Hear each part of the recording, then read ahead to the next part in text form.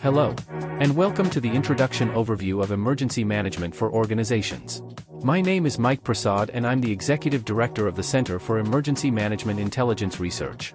As of 2024, we are a private think tank which advocates for using intelligence at all times, in all organizations in support of emergency management. This is one of those work smarter, not harder concepts. If you want to learn more about who we are and what we do, as well as how you and your organization can become partners, visit us on the web at www.CEMIR.org.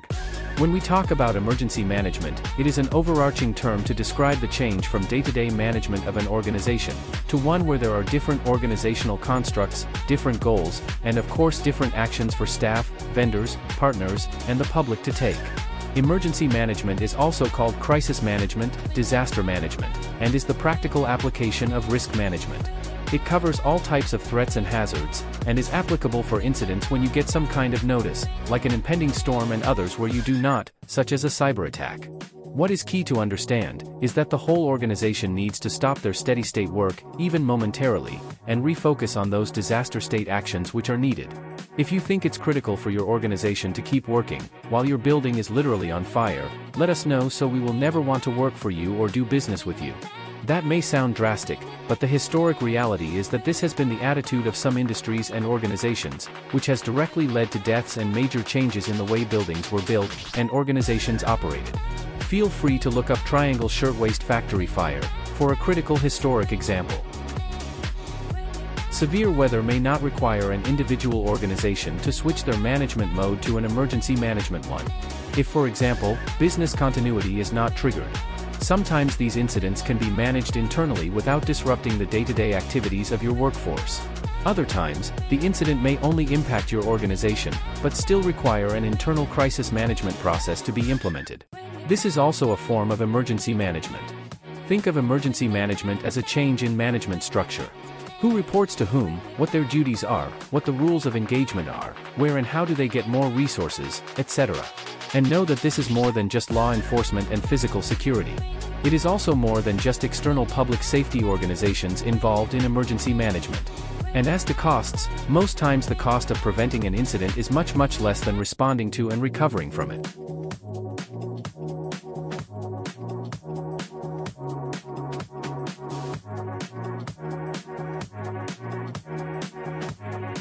Threats. This same scaling model could be applied to an organization's internal product process and fictitious or false flag threats as well.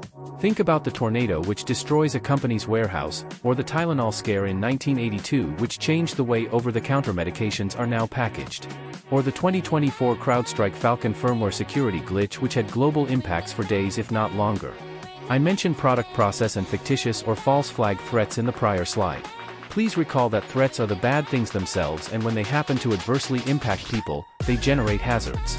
Wildfires and earthquakes can be thought of as both threats and hazards, for example, because already in most people's minds they already picture the potential adverse impacts. For some threats that is not the case, and most importantly, the actions for continued life safety may be wildly different depending on where people are located, relative to the threat. Not all threats can generate a disaster, which is why we are actively working to get people to change their thinking from natural disasters to natural threats and hazards. And on the flip side, these threats and hazards sometimes happen at the same time, which makes them complex, or they can happen one after the other, which makes them cascading. And when someone takes advantage of a hazard to generate another threat, well, that is a coordinated threat. Emergency management is about problem solving. Sometimes it can be done in advance for problems which may occur, something we call consequence management, and sometimes those problems have to be solved in a building the airplane while we are still flying it, kind of way. We plan for good times and we plan for the bad times.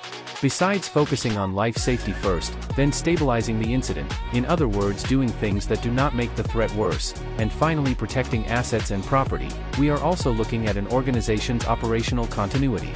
Back to that building on fire example, once your people are safe and accounted for, and after the fire department has put out the fire, your organization is already in a better place to continue operating in the future. And emergency management is designed to be cost-effective. It is not free, but the expenses of not protecting life and property is much more.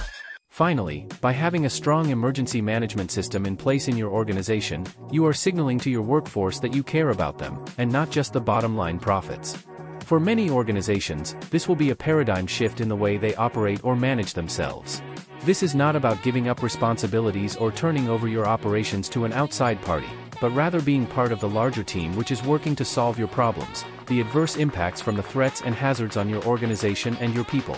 Of course, full support from your executive leadership is needed to implement any emergency operations plans.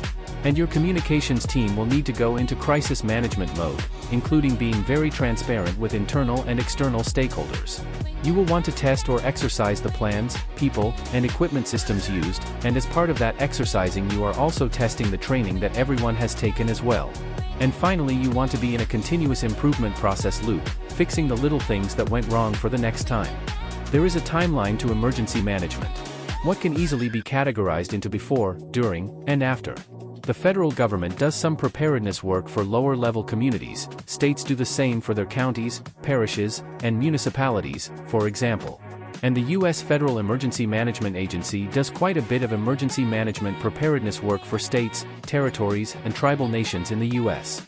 As to individuals and families, there are both governmental and non-governmental or non-profit groups who help support all three phases or parts of the cycle.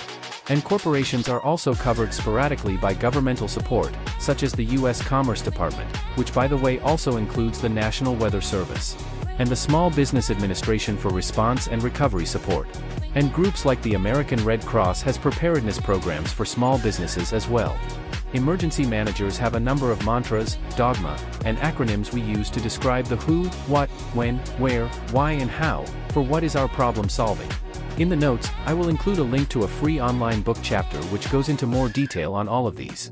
Don't worry, there's no quiz or test at the end. So, here's the sales pitch. The Center for Emergency Management Intelligence Research and its corporate sponsor York Drive LLC can help train and educate your team on emergency management.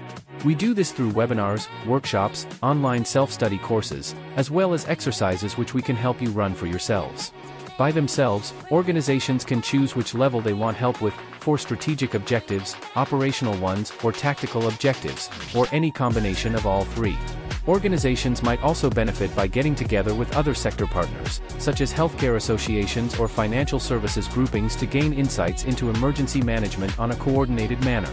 This is not collusion, but rather cooperation. Thank you for taking the time to learn more about emergency management. You can reach me at the contact info on the screen, and I will include that in the notes as well. Again, feel free to visit our website for more information about emergency management intelligence, which is key to all aspects of the best emergency management for any organization.